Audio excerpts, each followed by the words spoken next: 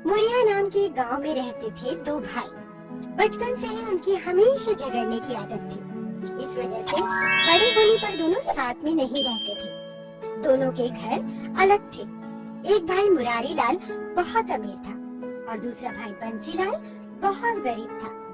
मुरारी लाल के घर में सब अच्छे अच्छे कपड़े पहनते, हर दिन अच्छा अच्छा खाना खाते और हर त्योहार धूमधाम से मनाते। उधर बंसीलाल के घर में एकदम उल्टा था। उसके पास अच्छी नौकरी नहीं थी, इसलिए घर में कभी पैसे नहीं रहते थे।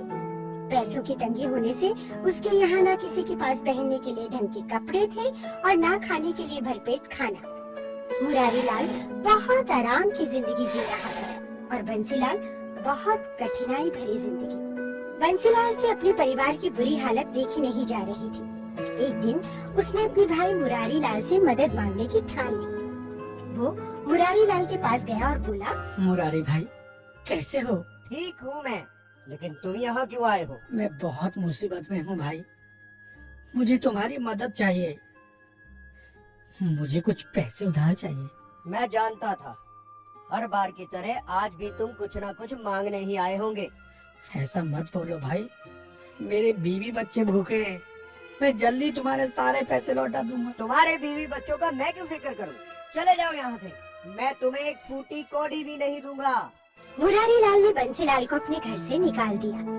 अपने भाई की कठोर बातों से दुखी होकर बंसीलाल वापस अपने घर की ओर जाने लगा। रास्ते में उसने देखा कि एक बहुत बूढ़ा आदमी लकड़ियों का बड़ा गट्ठा उठाने की कोशिश कर रहा है।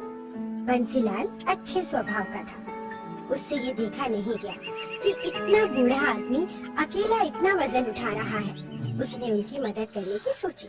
अरे काका रुकिए, मैं आपकी मदद कर देता हूँ। धन्यवाद, मुझसे भारी वजन उठाया ही नहीं जा रहा है। अच्छा हुआ तुम आ गए, लेकिन तुम इतने परेशान क्यों दिख रहे हो? नहीं काका, कुछ नहीं। देखो, तुम मुझे अपनी परेशानी बता सकते हो। शायद मैं तुम्हारी कुछ मदद कर सकूं। बोलो बेटा, क्या बात है? मैं बहुत गरीब हूँ काका, मेरा परिवार भूखा है और मैं कुछ भी नहीं कर पा रहा हूँ। मैं पैसे भी नहीं कमा पा रहा।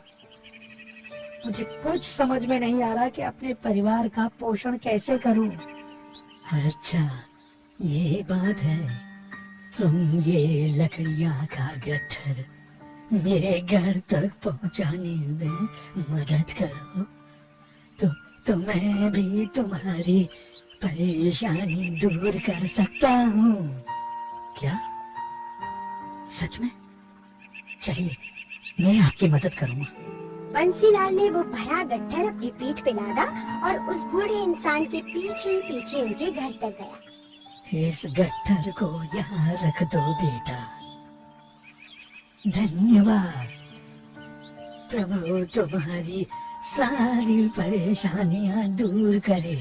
फिर वो अपने घर से एक मीठी रोटी लाया और बंसीलाल को दे दी। इस रोटी को लेकर तुम जंगल में जाओ। काफी दूर जाने पर तुम्हें आलू बुखारे के 3 पेड़ दिखेंगे। उन पेड़ों के पीछे एक छोटा सा पहाड़ है और पहाड़ के ऊपर एक छोटी सी झोपड़ी।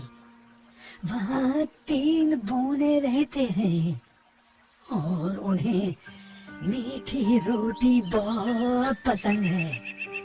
उन्हें ये रोटी देकर बदले में तुम्हें उनसे पैसे नहीं, पत्थर की चक्की मांगनी है।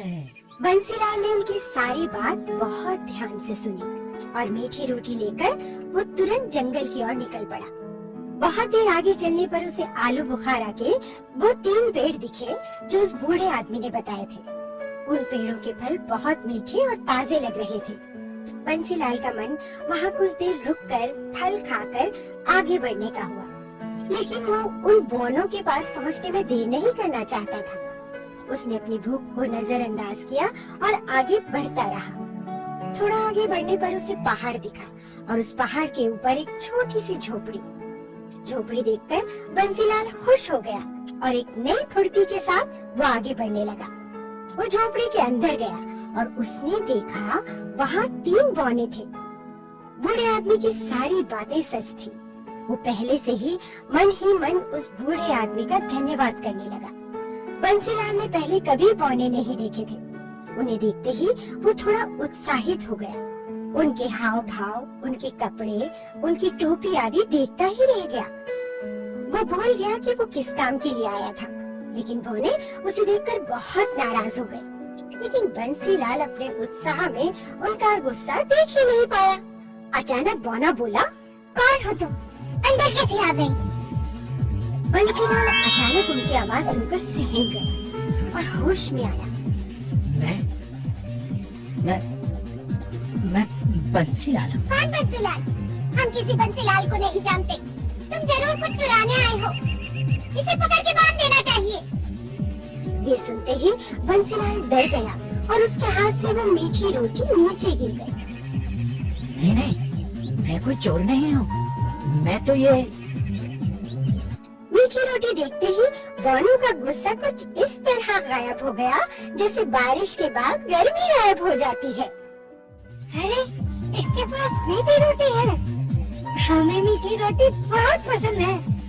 क्या ये तुम हमारे लिए लाए हो? हाँ, मैं ये आपके लिए ही लाया हूँ।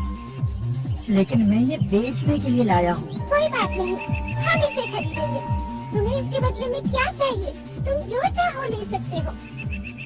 धन्यवाद। मुझे इसके बदले में पत्थर की चक्की चाहिए। हमें मंजूर है। ये लो चक्की।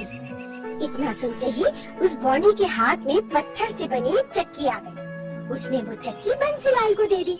ये कोई मामूली चक्की नहीं है। तुम इससे कुछ भी मांग सकते हो। जब तुम इससे पीसोगे तब ये चक्की तुम्हारी हर इच्छा पूरी करेगी। लेकिन एक बात का विशेष ध्यान रखना, काम हो जाने पर इस चक्की को एक लाल कपड़े से ढक देना, जिससे ये चक्की रुक जाएगी। मैं समझ गया। आपका बहुत बहुत धन्यवाद। खुश होकर बंसीलाल वो चक्की लेकर अपने घर वापस आ गया। घर में उसके बच्चे और पत्नी का भूख से बुरा हाल था। उसने तुरंत जमीन पर एक कपड़ा बिछाया और चक्की को उस पर रखा। उसने अपनी बीवी से एक लाल कपड़ा लाने को कहा। वो चक्की को घुमाने लगा और चक्की, मुझे दाल दो चक्की। उसके इतना बोलते ही चक्की में से दाल निकलने लगी। हांडी भर दाल मिलने के बाद उसने चक्की को लाल कपड़े से ढक दिया और उस चक्की ने दाल बनाना बंद कर दिया। फिर उसने उसी तरह चक्की से चावल मांगा और चक्की ने ढेर सारा चावल दिया। चक्की को लाल कपड़े से ढकने के बाद उस दिन उन सब ने पेट भर के खाना खाया। वो अब हर दिन उस चक्की से नई नई चीजें मांगने लगा। कभी आटा, कभी चावल, कभी बाजरा, मसाले इत्यादि। चक्कियों से वो हर चीज देती गई जो वो मांगता गया। चक्की से मिली सारी वस्तुओं को वो बाजार में बेचने लगा। कुछ ही दिन में उसने बहुत सारे पैसे कमा लिए। उसने अपने लिए एक बड़ा आलीशान घर बनवा लिया। अब उसके परिवार के पास सब कुछ था। खाने के लिए भरपेट खाना और पहनने के लिए अच्छे कपड़े। सभी बहुत खुश थे। उनकी ये खुशी लेकिन एक इंसान से देखी नहीं जा रही थी। मुरारी लाल को उसकी खुशहाली देखकर जलन होने लगी। कुछ दिन पहले तो ये मेरे पास उधार पैसे मांगने आया था, मगर इतनी जल्दी ये अमीर कैसे हो गया? इसका पता तो लगाना ही पड़ेगा। जरूर कोई चक्कर है। ऐसा सोचकर एक दिन वो अपने भाई बंसीलाल के घर में चुपके से घुस गया। थोड़ी ही देर में उसे चक्की के बारे में पता चल गया। अगले ही दिन उसने उस जादुई चक्की को चुरा लिया और अपने परिवार के साथ गांव छोड़ने की ठान ली। चक्की लेकर वो गांव से निकल पड़ा।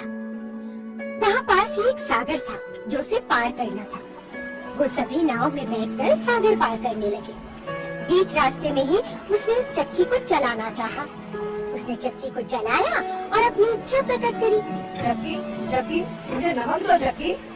बस फिर क्या था, चक्की ने नमक निकालना शुरू कर दिया। उस चक्की से नमक निकलता रहा और नाव बहुत भारी हो गई। अपने लालच के चक्कर में मुरारी लाल ने उस चक्की को बंद करने का तरीका ही नहीं देखा था। अब वो चक्की घूमती रही और उससे नमक निकलता गया। नमक के भार से उसकी नाव डूब गई और मुरारी लाल का पूरा परिवार उस सागर में डूब गया। फिर भी चक्की से नमक निकलना बंद नहीं हुआ। आज भी उस चक्की में से नमक निकल रहा है। शायद इसलिए सागर का पानी खारा हो गया है।